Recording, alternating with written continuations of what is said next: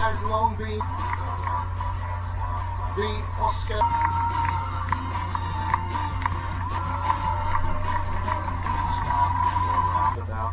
So first of all, it's an amazing book by Philip Reed. It's the first book in a series of four that essentially the sort of the story of Hera, Hester Shaw and Tom Natsworthy, and it's sort of the beginning of their relationship. Anyone who can get a chance to look at Hester Shaw and really interesting to film now, it's like, oh yeah, I mean she's such an amazing character, and she's so multi-dimensional and weird and mental and crazy but beautiful and lovely at the same time. And just to have the opportunity as an actress to play a character that is allowed to be the female heroine, is allowed to do that for that scale, was just the dream for me. So yeah, I was totally up for it, and the take for it, really nice thing. And yeah, things happened very quickly, and people spoken, which was very surreal because you're like, spoken, and people like, she had a job for weeks or something.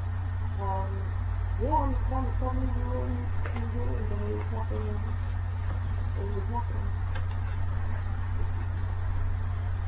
Robert, you played Tom Natsworthy.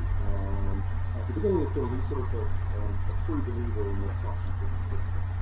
Yeah. Can you tell us a bit about his backstory there? Tell us a little bit about it. Yeah, Tom Natsworthy, he's an apprentice historian in the London Museum, and he's had not a sheltered upbringing, but probably the closest thing to a sheltered upbringing you can have in this world, this very harsh environment. And I think as part of that is he had a good upbringing by parents that he no longer in the picture, that have given him a kind of an unquenchable cheerfulness in a very, very dark world. And so he kind of, for me, was very much a kind of a beacon of light, positivity, no matter what was kind of thrown at him, he could kind of clumsily brave way tackle it and deal with it. He's a very strong spirit. So that's kind of who Tom is, Yeah, I mean, she's definitely been real hard to respect that. But inside of that, she has stuff that she is not. And it's always so obvious that she's eager to help people whenever she can. And what's really cool about is that we catch her at this really interesting time in the young girl's thought. Where they are discovering what the real world is, and that it's different from what they were like when they were growing up, and that this is reality. And I think that's really important for young people today, as well as to so many things that this is going on as well. You have your childhood and then you get up to what's really happening. Money is one of great strength, and we have a house really strong women. And it's cool. It's very, very strong energy. So I hope that we get that benefit because it could be very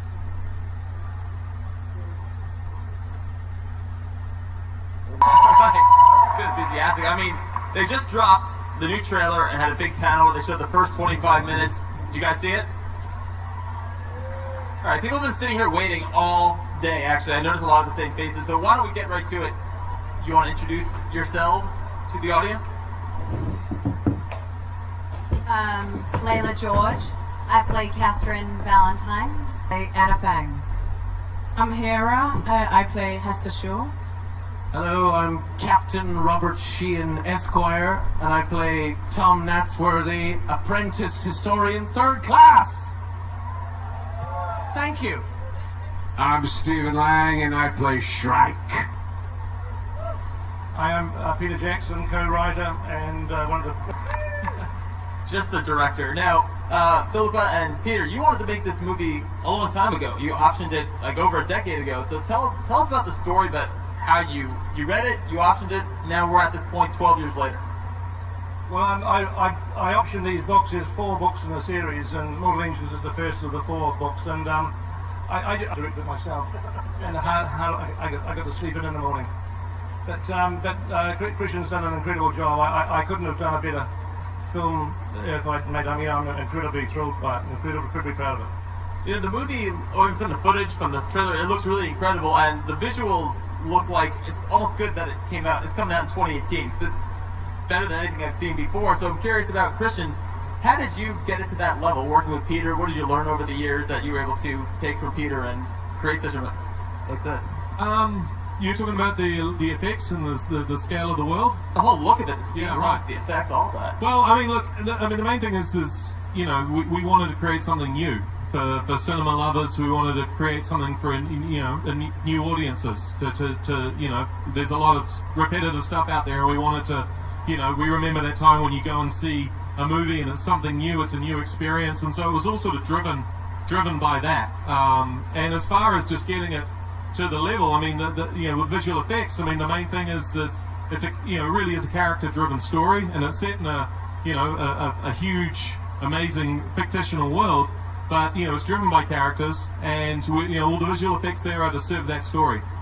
You know, speaking of it's character-driven, we have the cast right here, and so coming into this project, it is a huge potential for, you know, movie series like that. What drew you to the roles?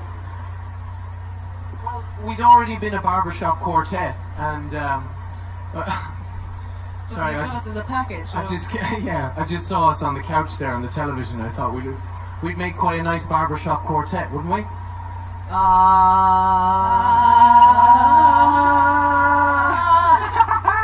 Did they do that? See? Don't give up Uh, that. What drew us to the roles? What was the question again? Well, I mean, you just distracted me with that beautiful music. It was pretty good. We didn't even rehearse that. That's really impressive. So I'm wondering what brought you to each of you to these roles. Well, when I auditioned for it at the time, and I hadn't read the book, so I didn't really know about Hester Shore and this whole world as much as maybe a lot of you do and people do. But when I read them and just realized what a cool character she is and what a great story Mortal Engines is, I just was very excited about it and thought, yeah, I want to play her and I want to work with these people, you know. Yeah, this is a pretty wild London. You know, it's we're set in a little bit in the future. It's a traction city, so it's moving and it's taking over other cities. I'm wondering what it was like on set because it looks incredible. There's a lot of visual effects, but there's a lot of stuff I'm sure you guys built. So I'm wondering what it's like to walk around a set that is steampunk London. There were over 138 sets. Accurate on that. And of course there was green screen as well, but we really got into the world of the different places like Shanguo and the airship, and it was really incredible. Yeah, they really created a lot for you to work with. But I was going to say, Pete made a little bit of a cameo in the form of Sooty Pete. Do you remember that statue that was outside? No, it's there. Most of our cameos are out of focus. Yeah. See, when you watch the movie, see if you can spot Sooty Pete, the statue. It's a little cameo by Pete in statue form. Yeah, but it's very important to me, like from a visual effects standpoint, to like not have actors standing on green boards with green screen.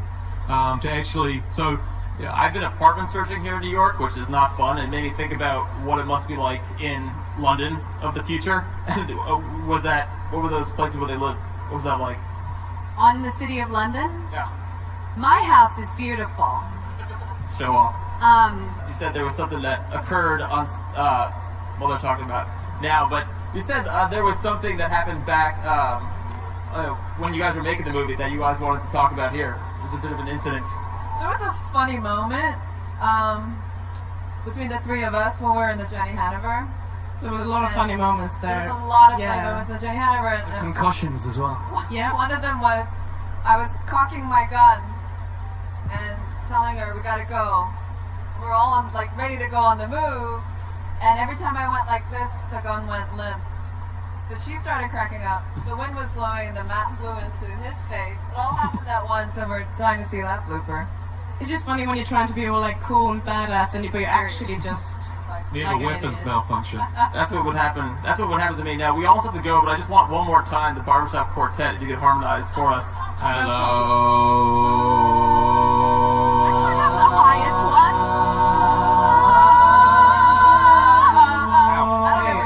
That is really good. Thanks everybody. That is our time. Coming up next, Scott Snyder. He's talking Justice League and Aquaman. One more time for the barbershop quartet and the rest of Mortal Engines.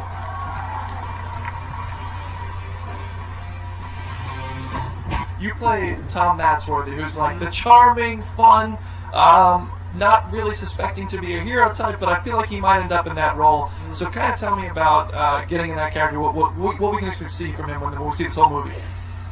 But do you want to know what you expect to see? Do you know what I don't want to know how it ends, but I'd like to get to know your character a little bit. Surprised about going to see the film. No, I hate surprises. These days that you know, sometimes the element of surprise has been somewhat extinguished by the time that people go and see the movie. You know, I'd like to see films lurch back towards a place where they just titillate. But I suppose it's a very noisy playground these days, so people have to show their wares a little bit more. Isn't that what it's about? That is sometimes often what it's about. That's what I'm here for. But my character, he's called Tom Natsworthy. And does he do that? Is that a yes? It's his catchphrase. And so he's you know, because London is a very structured, hierarchical city.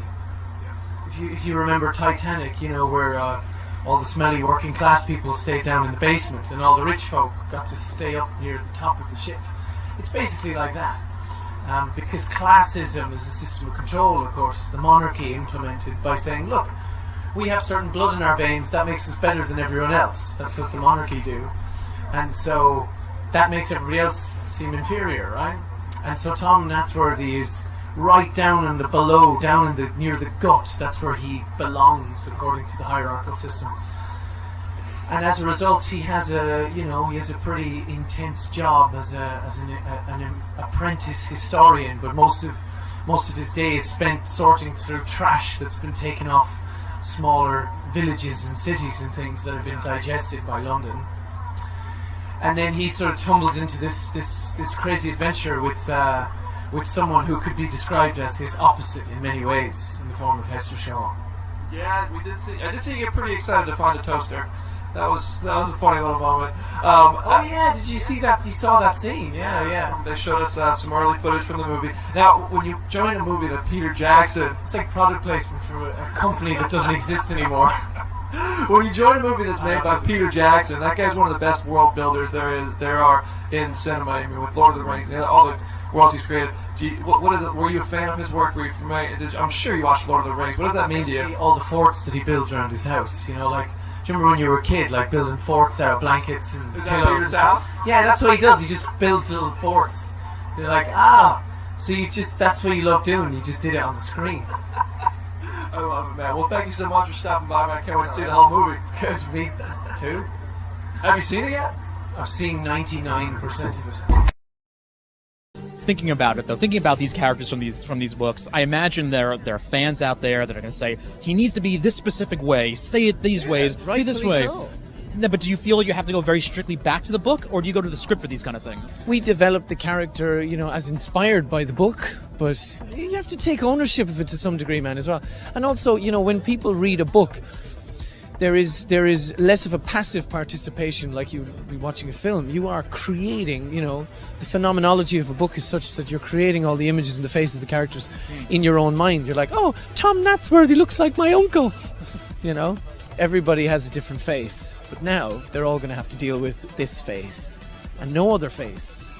That face, you got it? Everybody remember it, because it's going to be there.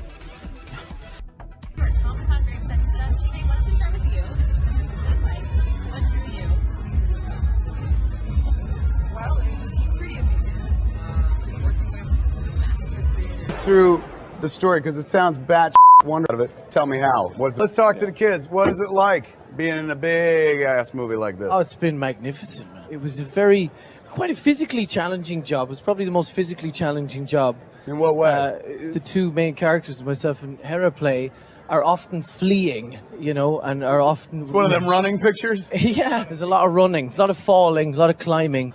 I think the tension and stuff is incredibly high a lot of the time, so you had to bring that energy every single day. But there were also times where we do the odd green screen stuff, particularly around Shrike, and particularly around the moving cities. When you have to exert your imagination effort, all day long and try and fill in the gaps as much as possible, you just come home sometimes with your imaginations just collapsed on the floor. I'm always a bit nervous because, these were all three of your roles were incredibly physical. when we met you guys for the callback and your final question was, it was a dream that I never dreamt about, but I was so lucky to be a part of. Here with the folks from Mortal Engines. Hey, welcome you guys. Thank you. Thank you. I've heard you've had a very exciting today, and you two will have to share a mic. I apologize. Oh shit. But you've had a very exciting day. You just had your panel earlier today. Is that correct? Yeah.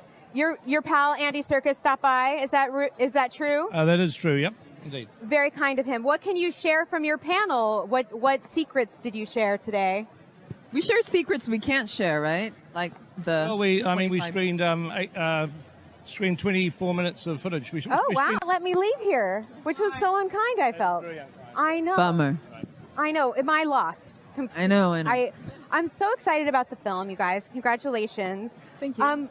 What made you, when you were looking at the script or scripting this project, what made you want to tell this story? Grab them. Well done. Thank you. Good job on that. Yeah, thank you. I would love to hear each of you talk a little bit about your character. I know your character is a little bit under wraps still. What can you tell us?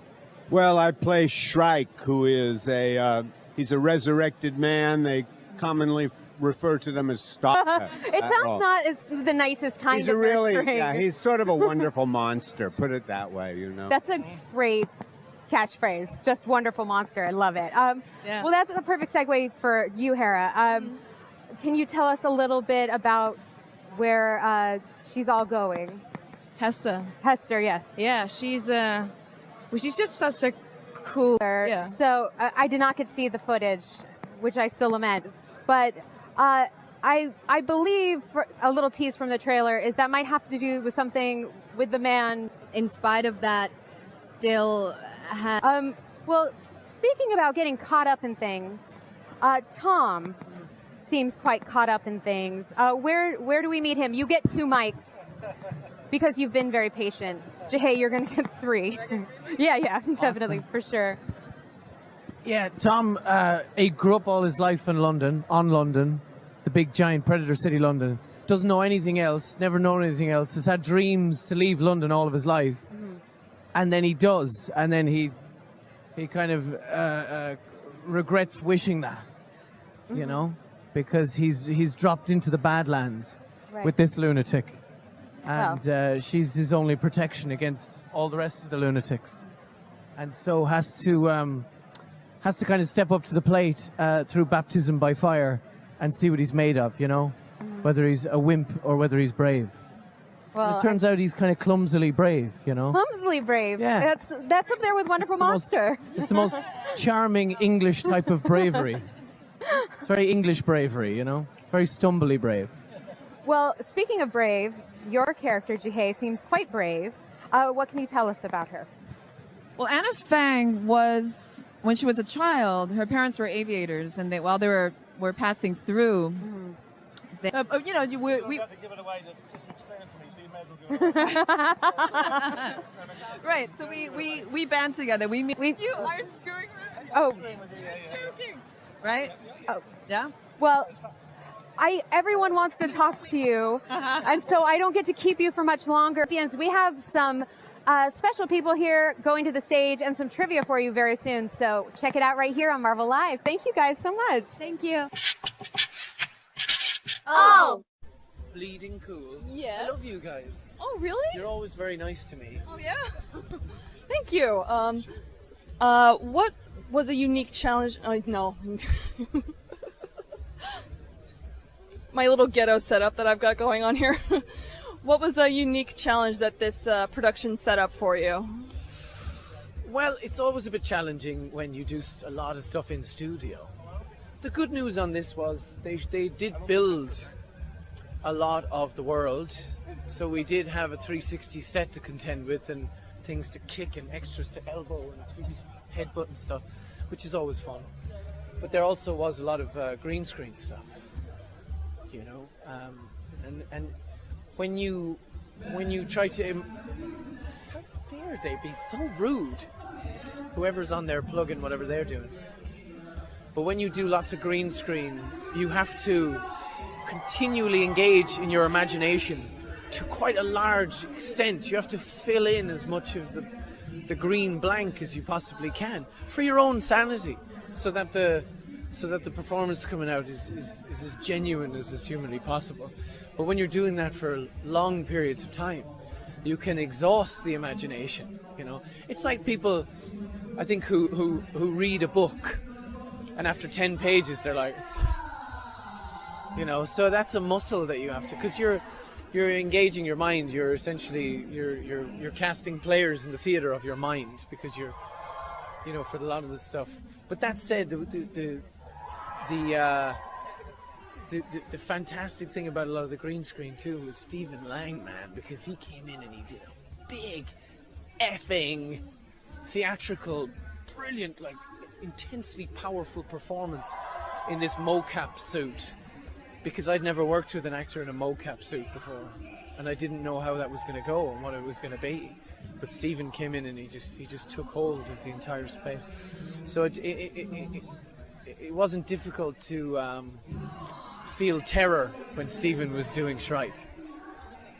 Guys, welcome to New York Comic Con 2018. You guys had a huge panel earlier today, a huge turnout, showed 25 minutes of footage, which I haven't seen yet, but already people are raving about it on social media. Are they? Yeah, definitely. Absolutely. What got you guys attached to Mortal Engines? Because I haven't read the book. Did you guys read the novel at all? I was sent the script. I had not read the novels. I read the script, was totally enchanted by it, and so then I made it my business to read the books. Same. I'm not the same. I read the book after my first audition. So I auditioned in London, and then I live in LA, so I went home, had a callback, and read the first book for the callback. And then it was a while before I got the role, like a couple months even, and then I read the script. But at that point, you were already into the book, so I'm sure it didn't matter. I haven't read the book since that first time. Oh, really? Yeah, just because I didn't want to get confused about what was going on in what. Sure. Now, this film looks like a huge, epic production, and it's the scale of it's ginormous. I don't even know if ginormous is a word, but it's huge. And Peter Jackson's involved, obviously. Can you talk to me about how it was working with Peter? Because he's such a visionary. Well, Christian was directing, and Peter would occasionally direct second unit, and he directed some reshoots that we did. But really, Christian was in the driver's seat for this one. Really? Christian was directing. Christian Rivers, who was Peter's right-hand guy for many, many years. He started off storyboarding for Peter, and then went on to win himself an Oscar for visual effects for the movie King Kong. So I've had a long relationship with Peter and the team, and so I think Peter had just come off the back of The Hobbits, The Hobbit Mountain, and was kind of ready to kind of go, right, you should step into the seat here and direct this baby. But yeah, Peter was around, he was around, he co-wrote the script, and he was there creatively, but it was very much Christian's movie. Awesome. What jumped out to you guys when you guys first read that initial script? What was the thing that really drew you in? Well, I'll be honest, I had a Skype with the creators, and the script was still quite amorphous at that point, man. It was still taking shape. So they were kind of encouraging input, with the character and stuff. So the script sort of came into focus later on down the line for me. I was incredibly eager to sign up from the first chat that we'd had because, of course, you know, they have a, you know, medium to good track record in the past, you know, these folks.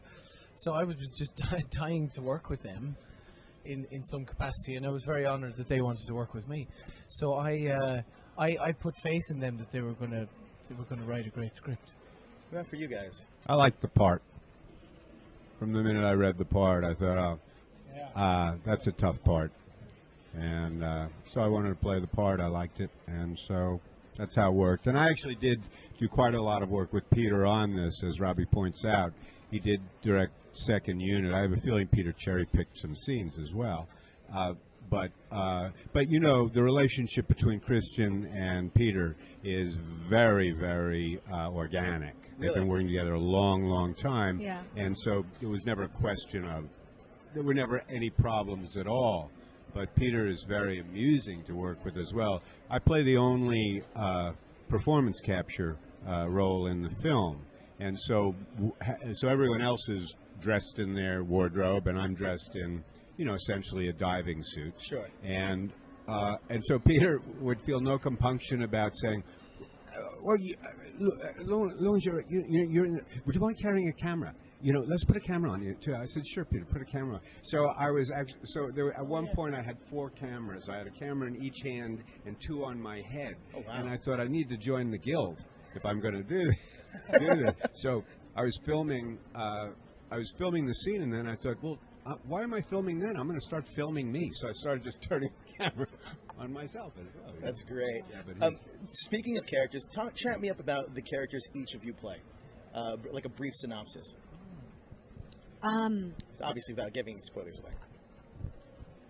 Catherine is a young girl of the highest class in London, and with that she is mature and kind and generous, and she has a huge heart, and she has a long journey full of strength and very emotional times and very difficult discoveries, but she comes through having gone from a girl to a young woman, and that's really exciting to see,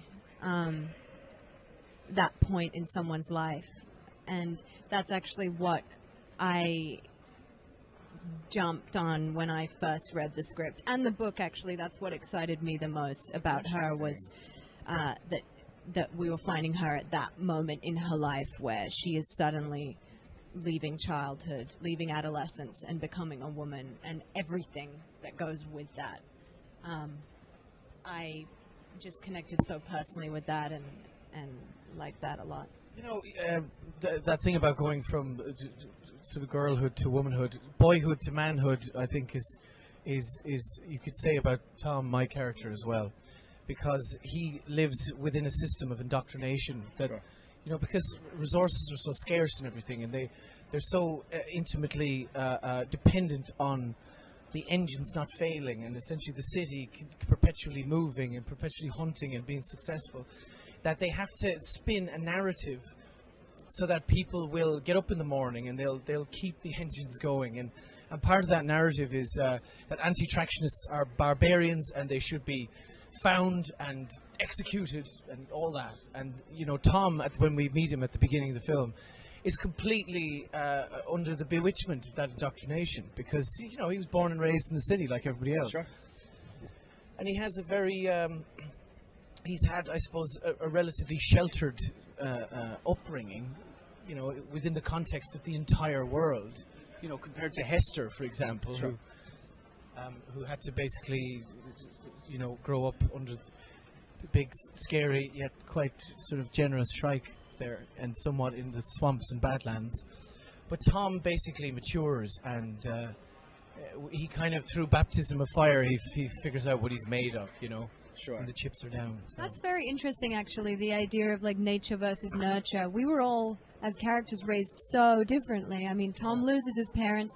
I have what seems like would be the ideal upbringing. I mean, I lost my mother when I was younger, but my dad gave me everything I needed, and you, as a resurrected man, raised an 8-year-old girl, so it's like, After my own fashion, I raise her. I feed her.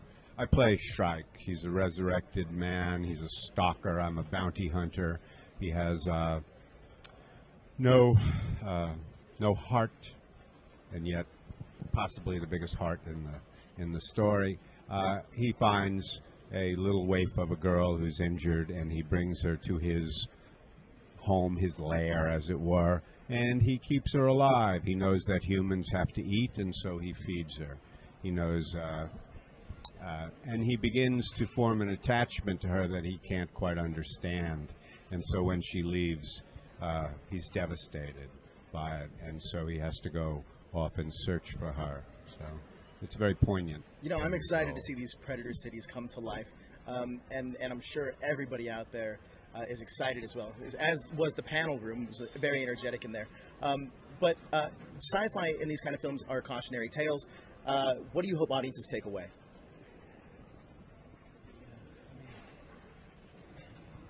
The adventure of it, mainly. It's such an adventure. From beginning to end, it's go, go, go, and you don't know what's going to happen and what's going to happen next and what's going to go right next and what's going to go wrong next. Be nicer to the environment. Be nicer to the environment. Recycle, for God's sake.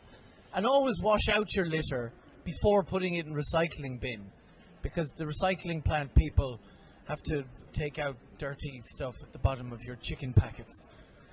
Because this takes place in a world that's been destroyed because of human complacency. Well, I'm excited to see it, guys. Thank you so much for stopping by, and enjoy the rest of Comic-Con.